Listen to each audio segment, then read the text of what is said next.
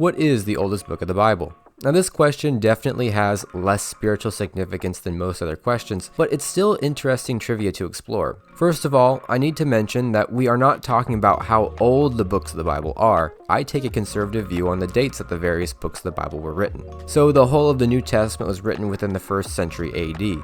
The first 5 books of the Bible as we have them now were written from around 1440 BC, etc. Today we are talking about the earliest known date for the writing of one of the books of the Bible. What came first? First of all, there are a lot of books in the Bible. The Bible is actually a library that contains 66 books today. Books that have a 1 and 2 in front of them, like Samuel or Kings, were originally one book that we split in half down the line. The New Testament letters that have a 1 and 2 in front of them were all separate letters that were written to the same people or by the same person. We call the Old Testament the Old Testament because it's older than the New Testament and was before the coming of Christ and the beginning of the New Covenant. The New Testament was written from around AD 30 to AD 96, whereas the Old Testament was finished by 400 BC. So for those of you who are somewhat knowledgeable on the Bible, you might immediately think, well, Job is the oldest book of the Bible.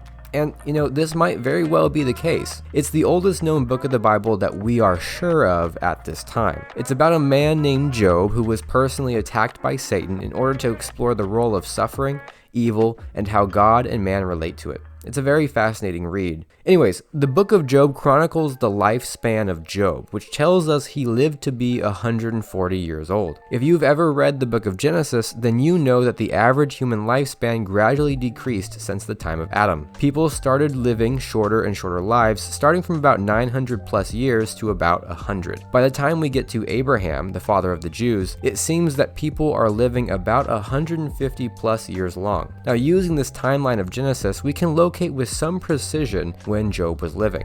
See, Abraham was living sometime during 2000 BC. This was during the era when Egypt and Samaria were alive and well as world powers. At this time, his grandson, Jacob, lived to be 140 years old and was around during the 18th or 19th centuries BC. What we can tell from this is that Job was most likely alive somewhere during the 18th to 19th centuries BC, possibly earlier. It could very well be that Abraham and Job were contemporaries and knew of each other, but that's getting more into speculation. Now, some support for that idea is the fact that both Abraham and Job were very rich, powerful men around the same era who lived in the Middle East. And in that time period, there weren't that many rich people. So whoever wrote the book of Job would have known Job personally and written it down towards the end of Job's life as a sort of treatise. This means that the book of Job was written close to the close of the 18th or 19th century BC. As well, the book itself does not contain any mention of the covenant made with Israel, the sacrificial system,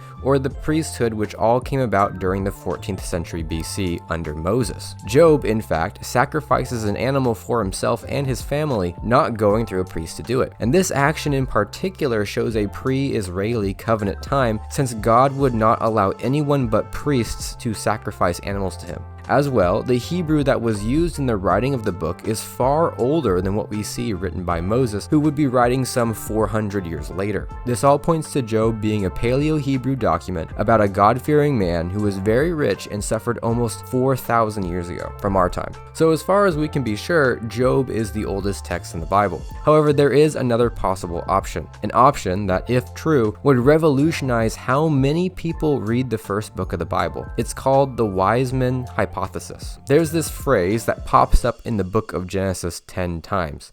The phrase is often translated, "These are the generations of blank." These are the generations of Adam, Isaac, and Ishmael. That phrase is read in Hebrew as Toledoth, and signals the end of one character's life and legacy in the limelight before the next takes his place. Now, if you've actually read the book of Genesis, then you probably just read over them without realizing what they were or if they were important. So did I. See, the entire book of Genesis can be neatly divided into 10 parts, all connected narratively by their Toledoths. And in other ancient Near East writings, it's been discovered that Toledoths, or their equivalents, are used to delineate who wrote what. For example, the Toledoth of Isaac, written in 2519. See, the Toledoth of Isaac comes after the Toledoth of Terah, his grandfather, with a brief intermission from Esau, his brother, and his Toledoth. What this indicates is that Isaac sat down and recorded his father's life and events, collected Ishmael's records, put them together, and then ended them with his own life at the end. That means that the reason we have Abraham's life and story in the Bible is because his son Isaac recorded it in his own record of life. And Isaac's Toledoth acts as his signature of proof so that the reader knows who wrote it and how they are related to its various subject matter. Now, this concept or idea about Toledoths is known as the Wiseman Hypothesis. A man named P.J. Wiseman, who was an heir commodore in Britain, took an interest in the ancient Middle East and biblical archaeology. He spent a great deal of his time in the Middle East hunting after ancient Middle Eastern artifacts and was able to spend time studying very old tablets. Many of these documents did not use the Toledoth but ended with that language's equivalent. They were used in the same way and still included a person's name as those found in Genesis. After looking over various ancient Middle Eastern tablets, he discovered a pattern regarding the Toledoths, that they appear at the end of the tablet to signify the author. This may seem a bit strange to us since books today always start with the title and the author. However, if you consider letters, which some people still write today, they usually end the letter with sincerely blah blah as a type of signature for the reader. Wiseman then supposed that if there was an ancient Near East custom of ending documents, especially biographies, with the equivalent of the Toledoth, then would it not be a worthy idea that maybe the book of Genesis contained many authors compiled together by Moses, a later author? Now, this idea held some merit with Wiseman, who then wrote down his thoughts on the Wiseman Hypothesis. Now, you'll notice that I carefully choose the word hypothesis, not law or truth. There isn't enough evidence to prove this hypothesis, so a hypothesis it remains. Now, this doesn't mean it can't be true. Just remember that it's not proven fact and is subject to change if new evidence comes to light. So far, new evidence has not come to light, but that is hardly surprising. I mean, we are talking about possibly the oldest human writing in existence if it's true. So now, let's examine the 10 Toledoths of Genesis. You will notice that the first Toledoth is Genesis 2:4, with Adam chronicling his life and what God told him happened in the first 6 days of creation. If we take the Wiseman Hypothesis as true, then Adam, the first human being, recorded the creation of the world as God told it to him, and then wrote his own bibliography for future generations. This would mean a writing date of anywhere from 4000 BC to 3100 BC. And using a biblical timeline, it's anywhere from 6,000 years ago to 5,100 years ago. Adam wrote this document using information from God and his own memories, then stored it for future generations. More than likely, later generations took that document and either copied it themselves or committed it to memory. Remember, the first written words of mankind, written by the first man himself, would have been incalculably valuable. If this theory is true, then that would mean that Moses, 2,600 years later, was directed by God to compile what he wrote in Genesis from previously written documents like Adam's life and put it into one big book connected by 10 Toledoths. That would mean that while the book of Genesis was written around 1440 BC, the information at the beginning of it was written 2,000 plus years previously. However, this must all be taken with a grain of salt. As I said, it's a theory for a reason. It hasn't been proven true, though there is some evidence suggesting this conclusion.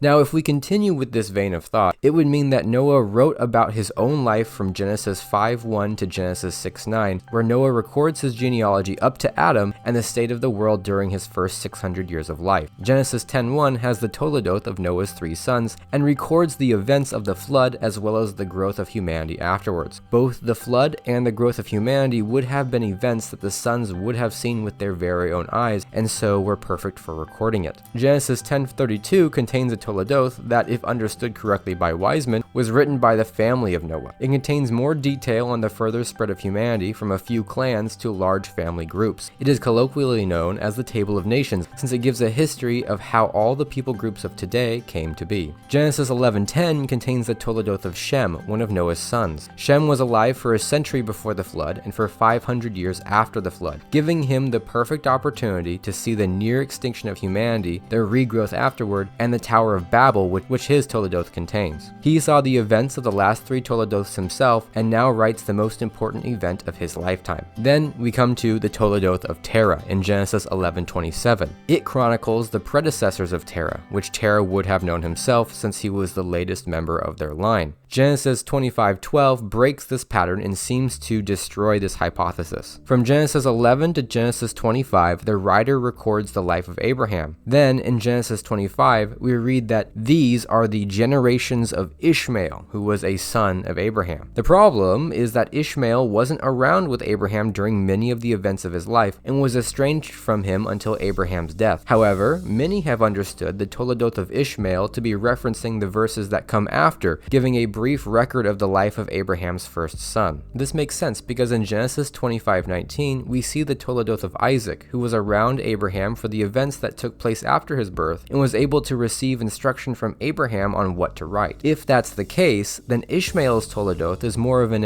addendum to Isaac's account, which Isaac received from Ishmael and was including in the overarching family story. The next Toledoth is another addendum to a larger narrative. Esau, the brother of Jacob, has his Toledoth in Genesis 36. Now, if we stick strictly to Wiseman's hypothesis, then that would mean that Esau's Toledoth would record everything from Genesis 25 to Genesis 36. However, we know that Esau was not around for much of the recorded history in those 11 chapters. As well, Jacob's Toledoth comes right after Esau's and seems to indicate that Jacob did the same thing with his Toledoth as his father. He gathered his brother's autobiography and added it in at the end of his own Toledoth to include Esau in the family. That takes care of the entire book of Genesis up until 37. See, the last chapter of Genesis does not contain a Toledoth, and so seems to leave those chapters unauthored. And this leaves out 13 chapters that do not fit the pattern set out by Wiseman. Some have suggested that the first few verses of Exodus contain a type of Toledoth by Moses, where he basically makes it the Toledoth of the tribes of Israel, containing the death of Jacob and the progress of the 12 tribes of Israel that continue from the first book to the second. This provides a good narrative connection for the Pentateuch, but it has not been proven by any means. Now, in regards to whether Adam really wrote the first 5 chapters of Genesis, there are still a few obstacles in the way of turning this theory into fact, if that ever happens. First, we don't have any direct proof of Adam's writing. The original documents are most likely lost to time. As well, we are relying on external evidence of a non-biblical nature to suggest that Moses actually did it this way.